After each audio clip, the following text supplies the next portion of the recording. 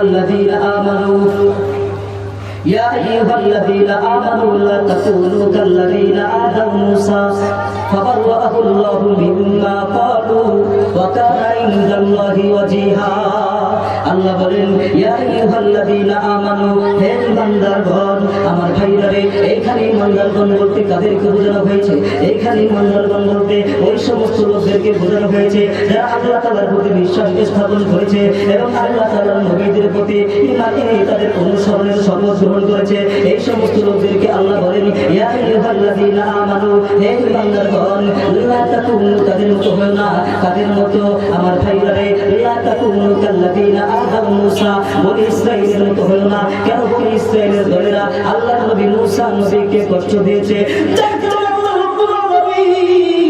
সহ্য করতে পারলেন না আল্লাহ রাব্বুল আলামিন মুসা আলাইহিস সালামকে নির্দেশ প্রদান করার জন্য আল্লাহ বলেন ফাবাল্লাহু মিম্মা কাওয়ালু আমার ভাইরারে বনি ইসরাঈলের গোষ্ঠীরা আল্লাহর নবী মুসা নবীকে অপবাদ দিয়েছে কি অপবাদ দিল আমার ভাইরারে আল্লাহর নবী মুসা নবী ভাই হলো হযরত হারুন আলাইহিস সালাম আল্লাহর নবী মুসা নবীর ভাই হযরত হারুন আলাইহিস সালাম ময়দানে তিহের মধ্যে ইন্তেকাল করেন বনি ইসরাঈলের গোষ্ঠীরা বলে আল্লাহর নবী মুসা নবী নাকি তার ভাই হারুন আলাইহিস সালামকে হত্যা করেছে এক দুই নাম্বার বনি ইসরাঈলের জামানায় একটা নিয়ম ছিল প্রথা ছিল তখন যারা গোসল করত গোসল করার সময় একটা নিয়ম ছিল সকলে উলঙ্গ হইয়া একসঙ্গে নদীর মধ্যে গোসল করতেন কিন্তু আল্লাহর নবী মুসা নবী বড় লজ্জাশীল হওয়ার কারণে আল্লাহর নবী মুসা নবী তাদের সামনে উলঙ্গ হইয়া গোসল করতেন না এই জন্য বনি ইসরাঈলের লোকেরা আল্লাহর নবী মুসা নবীকে অপবাদ দিল আল্লাহর নবী মুসা নবী নাকি কুষ্ঠ রোগী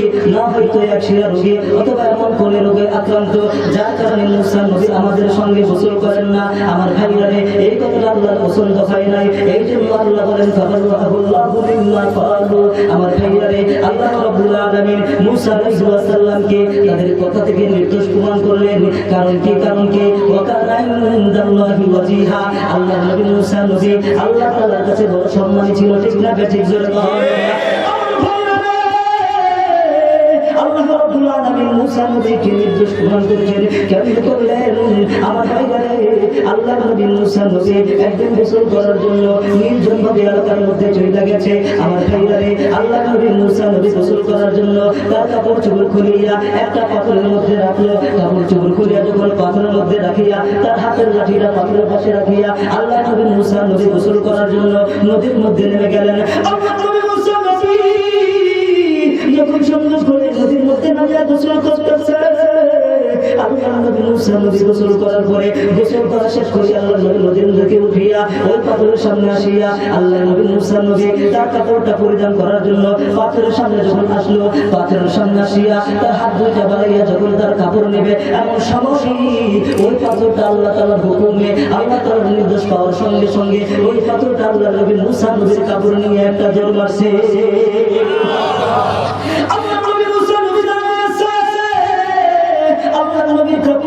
পাথরটা এমন একটা জোর মারছে সঙ্গে সঙ্গে আল্লাহর নবী মুসা নবী তার হাতের লাঠিটা লইয়া এবার পাথরের পিছে দৌড়ায় আর বলে আমার কাপড় এই কথা বলতে ওই পাথরের পিছনে দৌড়াইতেছে আর পাথরটা দৌড়াইতে বনি ইসরাঈলের বিশাল একটা সমাবেশের মধ্যে চলে গেছে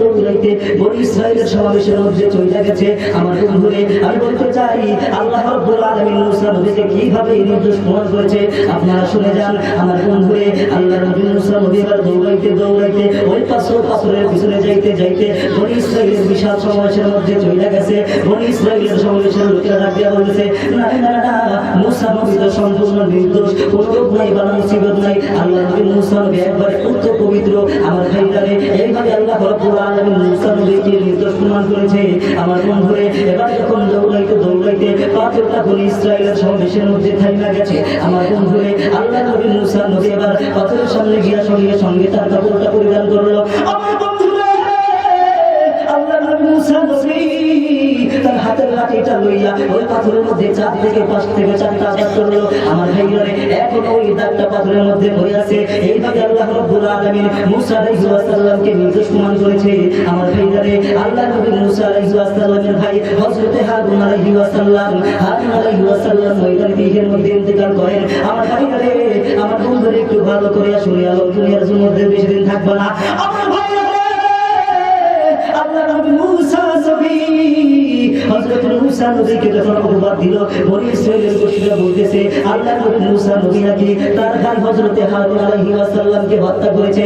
আল্লাহ রাব্বুল আলামিনের কাছে এই কথাটা ভালো লাগলো না। এই জন্য আল্লাহ রাব্বুল আলামিন ফেরেশতাদেরকে পাঠাইয়া দিল, ও ফেরেশতারা যাও যাও যাও, আমার বন্ধু মূসা আলাইহিস সালামের ভাই হযরত হারুন আলাইহিস সালামের লাশটা ময়দান তিহের মধ্যে আছে, যাও যাও ওইখান থেকে নিয়ে বনি ইসরাইলের মধ্যে পৌঁছাইয়া দাও। আমার বন্ধুরা, আমার ভাই, এইভাবে আল্লাহ রাব্বুল আলামিন মূসা আলাইহিস সালামকে নির্দেশ প্রমাণ করেছে। কারণ কি, ওয়াকানা ইনদাল্লাহি ওয়াজিহা, মূসা আলাইহিস সালাম আল্লাহ তাআলার নিকট অনেক মহব্বতের বস্তু ছিল, অনেক মহব্বতের ব্যক্তি ছিল। আমার ভাইয়ারে, কারণ মূসা নবীর মর্যাদা বেশি ছিল। আল্লাহ নবী মূসা নবী আল্লাহর সঙ্গে কথা বলতেন, ঠিক না ঠিক জোরে বল। আমার ভাইয়ারে একটু ভালো করে শুনে যাও, দুনিয়ার মধ্যে বেশি দিন থাকবা না। তোমার আমার মরণ লাগবে, ওই মাটির ঘরে যেতে হবে, ওই কবরে যেতে হবে। মাটি হতে জন্ম নিলাম, মাটিতে মরণ, মাটি হতে উঠতে হবে, রাখিও স্মরণ। পূজা কারুন, পূজা ফেরাউন, পূজা নমরুদ সুদহাবান, পূজা শওকত শাহের শাহে, পূজা তখতে সুলাইমানি। কোথা নমরুদ, কোথা ফেরাউন, সাজ্জাদাতি কোথায়, রিক্ত ভক্ত মাটির বহিরে রয়েছে তাজের হোতা। ওরে ভোলা মন তাদের মগন, মরণে স্মরণ করো, পরে পরে তোর ফুরিয়ে ছাড়ো, এখনো না হলো ডর। কোথা থেকে এত মন, কোথা যেতে হবে, কে আনিল কি কারণে জানা নাই ভাবে। কে আমাদেরকে আনলেন, আমাদের মালিকের নাম কি? আরো জোরে বলেন কি? আরো জোরে বলেন আল্লাহ। হয় নাই, হয় নাই, জবান ছেড়ে আওয়াজ দিয়ে বলি আল্লাহ। আল্লাহ তো আছে না নাই? নমরুদের শায়েস্তা করলেন কে? ফেরাউনের শায়েস্তা করলেন কে? নমরুদের খোদার সাথে বেয়াদবি করেছে, তাই তো লেঙ্গা মশা তাহার নাকে ঢুকেছে, ঠিক না ঠিক? নমরুদ খোদার সাথে বেয়াদবি করেছে, তাই তো লেঙ্গা মশা তাহার নাকে ঢুকেছে। আরে মশায় যখন কামড় দেয়, জোতার বাড়ির প্রয়োজন হয়। মশায় যখন কামড় দেয়, জোতার বাড়ির প্রয়োজন হয়। সেই জোতার বাড়িতে নমরুদ আবার মরেছে। ঠিক না ঠিক? ফেরাউন খোদার সাথে বেয়াদবি করেছে, তাই তো নীল দরিয়ায় ডুবে সে মরেছে। আর মরার সময় কতবার বাঁচাও বাঁচাও বলেছে, জিবরাইল আমিন তাহার মুখে কাঁটা ফেলে দিয়েছে। ইসলামের দুশ্মনেরা হয়ে যা সাবধান, আল কোরআনের দুশ্মনেরা হয়ে যা সাবধান, নইলে জোতার বাড়ি খাবি, হারাবে সম্মান। ঠিক না ঠিক? এই মুসলমানের সাথে যদি বেয়াদবি করো, তাহলে জোতার বাড়ি ছাড়া কোনো উপায় নাই, ঠিক না ঠিক? মুসলমানের সাথে ঘুষ বেয়াদবি করেছে, তাই তো সাংবাদিকের জোতার বাড়ি খেয়েছে। মুসলমানের সাথে ঘুষ বেয়াদবি করেছে, তাই তো সাংবাদিকের জোতার বাড়ি খেয়েছে। সেই জোতা আবার ভাইরে তামাম দুনিয়ায় সবচেয়ে দামি হয়েছে। ইসলামের দুশ্মনেরা হয়ে যা সাবধান, আল কোরআনের দুশ্মনেরা হয়ে যা সাবধান, নইলে জোতার বাড়ি খাবি, হারাবি সম্মান। ঠিক না ঠিক? এই মুসলমান ভয় পাইতেছি, আপনারা কি ভয় পাইতেছেন? ভয় পাইতেছেন? আর ভয়ের কোনো কারণ নাই। এদেশের মাটি ওলি আউলিয়াদের মাটি, এদেশের মাটি পীর বুজুর্গদের মাটি, এদেশের মাটি নানুপুরের মাটি, এদেশের মাটি উজানের মাটি, এদেশের মাটি চরমনাই হুজুরের মাটি, এদেশের মাটি দাওয়াত তবলিগের মাটি, এদেশের মাটি মুফতি আমিরের মাটি। হে মুসলমান, মুফতি আমিরি মরে গিয়েছে, উল্টার আমরা ভুলে যাই নাই। এখন বুকের তাজা রক্ত দিয়ে ময়দানে ঝাঁপিয়ে পড়তে আমরা রাজি আছি, ঠিক না ঠিক? আমার ভাইরা, আমাদেরকে হুমকি ধমকি দেওয়া ভয় দেখাইতে পারবে না। আমাদের সাথে আসেন কে? কে? আমরা যদি আল্লাহকে রাজি আর খুশি করতে পারি, তাহলে কেউ আমাদেরকে ভয় দেখাইয়া ইসলাম থেকে দূরে সরাইতে পারবে না, মসজিদ থেকে দূরে সরাইতে পারবে না, মাদ্রাসা থেকে দূরে সরাইতে পারবে না। ঠিক না ঠিক জোরে বলে আমাদের সাথে আছেন কে? আরো জোরে বলেন কে? তাহলে আল্লাহকে ভয় করা দরকার আছে কিনা? জোরে বলেন আল্লাহকে ভয় করা দরকার আছে কিনা? আরো জোরে বলেন।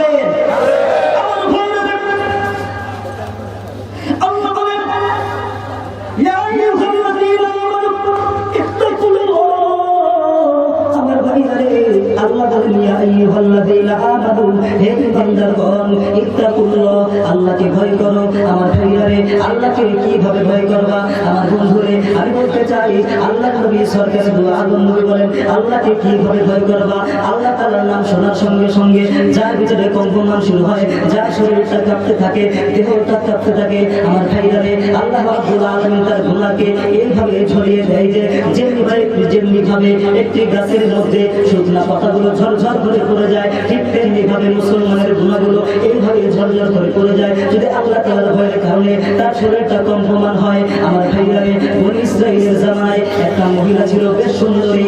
আমার ভাইয়ারে, ওই মহিলাটা এলাকার মধ্যে যখন চলতো, একটা যুবক তার পিছনে পিছনে দৌড়াইতো। হঠাৎ করে একদিন মহিলাকে নির্জন এলাকার মধ্যে পাইয়া ওই যুবকটা ডাক দিয়ে বলতেছে, তোমাকে আমি বহুদিন ধরে তোমার পিছনে ঘুরতেছি, তোমাকে আমি সুযোগ পাই না, আজকে যেহেতু তোমাকে আমি পেয়ে ফেলছি, আমার মনের বাসনা শোনো শোনো শোনো, আমি তোমাকে একটু আমার মনের বাসনা শোনাইতে চাই। আমার মনের বাসনা হইল আমি তোমাকে বহুদিন যাবৎ পছন্দ করি, আমার চাহিদা হইল তোমার সঙ্গে একটু বিচার করবো, তুমি কোনো আপত্তি আছে কিনা? আমার বন্ধুরা ঠিক আছে, আমার কোনো আপত্তি নাই, কিন্তু শোনো শোনো শোনো, তুমি যাও চতুর্দিক দিয়া ঘুরে আসো। আমার ভাইরারে, চতুর্দিক থেকে ঘুরিয়া যাও দেখে আসো সমস্ত মানুষ কি ঘুমায় পড়ছে নাকি। আমার ভাইরারে, এবার লোকটা চলে গেল, পুরো এলাকার মধ্যে ঘুরে আসিয়া বলতেছে, হ্যাঁ সকলে ঘুমাইয়া পড়ছে। এবার এটা ডাক দিয়া বলে, শোনেন আল্লাহ তাআলার সম্পর্কে আপনার কি ধারণা? আল্লাহ কি ঘুমায় গেছেন নাকি? আমার ভাইরারে, এবার সে চিন্তায় পড়ে গেল, আল্লাহ তো ঘুমায় না। আমার ভাইরারে, এবার সে চিন্তায় পড়ে গেছে, সে চিন্তা করে বলতেছে, না আল্লাহ রাব্বুল আলামিন তো ঘুমায় না, না ও সোতা হয় না উল্টা হয়, ও সব কিছু দেখতে হয় শুনতে হয়। আমার ভাইয়ারে, আল্লাহ রাব্বুল আলামিন ঘুমায় না, চিন্তাও দেয় না, সব কিছু শুনেন দেখেন। আমার ভাইয়ারে, এবার যখন আল্লাহ তাআলার কথা তার সামনে বললো, এবার সে চিন্তায় পড়ে গেল কি করবে। সঙ্গে সঙ্গে আল্লাহ তাআলার নাম শোনার সঙ্গে সঙ্গে তার দেহের ভিতরে কম্পমান শুরু হয়ে গেছে। এবার সে কাঁপতে লাগলো, বলতেছে, বন্ধুরে আমাকে মাফ করে দাও, আমি তোমার সঙ্গে আর বিচার করবো না, আমাকে মাফ করে দাও। এবার সে তওবা করে চলে গেল। আমার ভাইয়ারে, কয়েকদিন পর ওই লোকটা মারা গেল। মারা যাওয়ার পর তার এলাকার মধ্যে একটা ঘুমের মধ্যে ওই লোকটাকে স্বপ্নে দেখার পরে ডাক দিয়ে বলতেছে, ভাইরে তোমার সঙ্গে কি আল্লাহ রাব্বুল আলামিন কি ব্যবহার করেছে? এবং লোকটা ডাক দিয়ে বলে, ভাইরে আমি দুনিয়ার জামানায় দুনিয়ার মধ্যে গুনাহ করতে চেয়েছিলাম, কিন্তু আল্লাহ তাআলার নাম শোনার সঙ্গে সঙ্গে গুনাহকে পরিহার করেছি, এই জন্য আল্লাহ রাব্বুল আলামিন আমাকে জান্নাতের সর্বোচ্চ মাকাম দান করেছে। আমার ভাইয়ারে, এই জন্য আল্লাহকে ভয় করা দরকার আছে কিনা জোরে কর। আমার বন্ধুরা, বনী ইসরাঈলের ভিতরে একটা দরিদ্র একটা মহিলা ছিল, দরিদ্র মহিলা। আমার ভাইয়ারে, ওই দরিদ্র মহিলার 3টা সন্তান ছিল। আমার বন্ধুরে আমি বলতে চাই, আল্লাহ তাআলাকে কেমন ভাবে ভয় করতে হবে। ওই দরিদ্র মহিলার 3টা সন্তান ছিল, তার স্বামীটা মারা গেছে, তার ঘরের ভিতরে 1 দিন নয় 2 দিন নয় 7 দিন পর্যন্ত ঠিক মতো কোনো খাবার চলে না, তাদের 3 দিন পর্যন্ত তাদের মুখের মধ্যে এক লোকমা খাবার পর্যন্ত যায় নাই। আমার ভাইয়ারে, এবার দরিদ্র মহিলা চিন্তা করে গেল, আমার সন্তানদেরকে যদি এক মুঠো খাবার না দেয় তাহলে আমার সন্তানগুলো মারা যাবে, এখন আমি কি করবো, আমার সন্তানদেরকে তো বাঁচাতে হবে। আমার বন্ধুরা, দরিদ্র মহিলা তার সন্তানদেরকে বাঁচানোর জন্য তার ঘরের থেকে বের হইয়া যখন মানুষের দুয়ারে দুয়ারে যাইতে লাগবে, আমার বন্ধুরে একজন ধনী ব্যক্তির বাড়ির মধ্যে যে বলতেছে, ওই ধনী ব্যক্তি আমার 3টা সন্তান ঘরের মধ্যে না খাওয়া আজকে 3 দিন যাবত হয়ে গেছে, তাদের মুখের মধ্যে এক মুঠো খাবার পর্যন্ত আমি দিতে পারলাম না। ও ধনী ব্যক্তি, আমাকে কিছু খাবার দাও, টাকা পয়সা দাও, আমার ছেলে সন্তানের জীবন বাঁচানোর জন্য। এবার ধনী ব্যক্তি ডাক দিয়ে বলে, ঠিক আছে তোমাকে দিতে পারি, তবে আমার একটা শর্ত আছে, ওই শর্তটা যদি মানো তাহলে তোমাকে টাকা পয়সা খাবার দাবার সব কিছু আমি দেবো। আমার ভাইজানে, এবার দরিদ্র মহিলা ডাক দিয়ে বলে, ঠিক আছে কি শর্ত আমাকে বলেন। তুমি যদি তোমার এই সুন্দর দেহটা আমাকে আমাকে ভোগ করতে দাও, তাহলে তোমাকে আমি টাকা পয়সা খাবার দাবার সবকিছু দিয়া দিব। আমার ভাইরা রে, এবার দরিদ্র মহিলা ডাক দিয়ে বলতেছেন, না না না, আমার জীবন চলে যাবে, আমার এই দেহ তোমাকে দিতে পারবো না। কারণ হইল আল্লাহ রাব্বুল আলামিন এর কারণে আমাকে পাকড়াও করবে, আমি তোমাকে দিতে পারবো না। আমার ভাইরা রে, এই কথা বলিয়া দরিদ্র মহিলা চলে গেছে। আমার বন্ধুরে ঘরের মধ্যে যায়, তাকে 3টা সন্তান গড়াগড়ি করে কাঁদতেছে। আমার বন্ধুরে এবার ওই মহিলা ঘরের মধ্যে যায়, যখন দেখে 3টা সন্তান কান্না করতেছে, মাকে দেখার পর ডাক দিয়ে বলে, মা রে,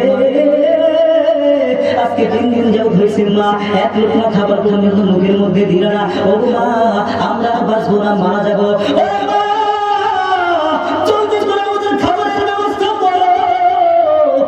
চিন্তায় পড়ে গেছে, কি করবে 3টা সন্তান বাঁচানোর জন্য পেরেশান হইয়া গেছে। আমার বন্ধুরে আমি বলতে চাই, এবার দরিদ্র মহিলা কি করবে চিন্তায় পড়ে গিয়া আবার সেই ধনী ব্যক্তির কাছে চলে গেছে। ধনী ব্যক্তিকে ডাক দিয়ে বলতেছে, ঠিক আছে, তুমি আমাকে কিছু খাবার দাবার দিয়ে দাও, আমার সন্তান 3টা বাঁচানো লাগবে। আমার ভাইয়ারে, এবার ধনী ব্যক্তি ডাক দিয়ে বলতেছে, তাহলে কি তুমি আমার শর্ত মানতে পারবা? এবার দরিদ্র মহিলা ডাক দিয়ে কয়, হ্যাঁ মানতে পারবো, আমার সন্তানদেরকে আগে বাঁচাতে হবে, জলদি করে খাবার দেন আমাকে। ধনী ব্যক্তি ওই মহিলাকে খাবার দিয়া দিল। আমার ভাইয়ারে, এবার ওই দরিদ্র মহিলা খাবারটা নিয়া তার 3টা সন্তানকে খাবারটা খাওয়াইয়া, আমার বন্ধুরে এবার যখন ধনী ব্যক্তির বাড়ির মধ্যে চলে আসলো, আমার ভাইয়ারে ধনী ব্যক্তির বাড়ির মধ্যে আসিয়া সুন্দর করে পবিত্র হইয়া গোসল করিয়া তার ঘরের মধ্যে চলে আসছে। আমার বন্ধুরে এবার ধনী ব্যক্তি যখন তার সামনে আসলো, এবার তাকাইয়া দেখে ওই দরিদ্র মহিলা জীর্ণ অবস্থায় ঘরের মধ্যে বসিয়া থর করে কাঁপতেছে। আমার ভাইয়ারে, এবার ওই ধনী ব্যক্তি ডাক দিয়ে বলে, তুমি কেন কাঁপতেছো, তোমার কি হয়েছে আমাকে বলো। এবং ওই দরিদ্র মহিলা ডাক দিয়ে বলতেছে, ওই ধনী ব্যক্তি, তুমি আমার সঙ্গে বিচার করবা, আমার খুব কষ্ট হইতেছে, আমার পুরো শরীরের অঙ্গগুলো ঢিলা হইয়া গেছে, আল্লাহ তাআলা আমার সামনে দাঁড়ায় আছে, আমি কি করবো কিছুই তো বুঝতেছি না, তুমি আমার সঙ্গে এরকম কাজ করবে, আমার সহ্য হইতেছে না, আমি কি করবো, এই জন্য আমার শরীরটা কাঁপতেছে, ভয় কাঁপতেছে। আমার ভাইয়ারে, এবার ধনী ব্যক্তি চিন্তা করতেছে, ব্যাপার কি, এই দরিদ্র মহিলা এত দরিদ্র অবস্থা হয় আল্লাহ রাব্বুল আলামিনকে ভুলে নাই, আর আমাকে আল্লাহ রাব্বুল আলামিন এত সম্পদ দিচ্ছে, আমি আল্লাহকে স্মরণ করলাম না, আল্লাহকে ভুলে গেলাম। আমার ভাইয়ারে, না না না না, তা হইতে পারে না। সঙ্গে সঙ্গে ওই লোকটা তওবা করলো, আল্লাহ আমাকে মাফ করে দাও, আর জিন্দেগিতে এরকম করবো না। কাকে ভয় করবো? কাকে ভয় করবো? আল্লাহকে ভয় করা দরকার আছে কিনা? জোরে আওয়াজ দিয়ে বলেন, দরকার আছে কিনা? আল্লাহকে যেমন ভয় করা দরকার, ঠিক আল্লাহকে ভালোবাসা দরকার, ঠিক না? ঠিক জন্য আমার ভাইয়ারে, আল্লাহকে কেমনে ভাবে ভালোবাসবো? আল্লাহ বলেন, কুল ইন কুনতুম তুহিব্বুনাল্লাহা ফাত্তাবিউনি ইউহিব্বুকুমুল্লাহ ওয়া ইয়াগফির লাকুম যুনুবাকুম আল্লাহু গফুরুর রহিম। আমার ভাইয়ারে, আল্লাহ বলেন, হে নবী আপনি বলে দেন, তোমরা যারা আল্লাহকে ভালোবাসো, আমার অনুসরণ করো, আল্লাহ তোমাদের ভালোবাসবেন, তোমাদের গুনাহকে মাফ করে দিবেন। আল্লাহু গফুরুর রহিম, আল্লাহু ক্ষমাশীল দয়ালু, ঠিক না? ঠিক জোরে আমার ভাইয়ারে, আল্লাহ রাব্বুল আলামিন নিজেই তার ভালোবাসার মাপকাঠি দিয়া দিলেন। কার ভালোবাসা আসল, কার ভালোবাসার নকল, কে মিথ্যা ভালোবাসার দাবিদার, কে সত্য ভালোবাসার দাবিদার, কে হাকিকতান আল্লাহকে ভালোবাসে, কে নকল ভাবে আল্লাহকে ভালোবাসে, আল্লাহ নিজেই তার ভালোবাসার মাপকাঠি দিয়া দিলেন। আল্লাহ বলেন, কুল ইন কুনতুম তুহিব্বুনাল্লাহা ফাত্তাবিউনি ইউহিব্বুকুমুল্লাহ ওয়া ইয়াগফির লাকুম যুনুবাকুম আল্লাহু গফুরুর রহিম। আমার বন্ধুরে, আল্লাহ বলেন, কুল ইন কুনতুম তুহিব্বুনাল্লাহা ফাত্তাবিউনি, হে নবী আপনি বলে দেন, তোমরা যারা আল্লাহকে ভালোবাসো, আমার অনুসরণ করো। আমার ভাইয়ারে, আল্লাহকে ভালোবাসার মাপকাঠি সুন্নতে নবী, যার ভিতরে যত বেশি সুন্নত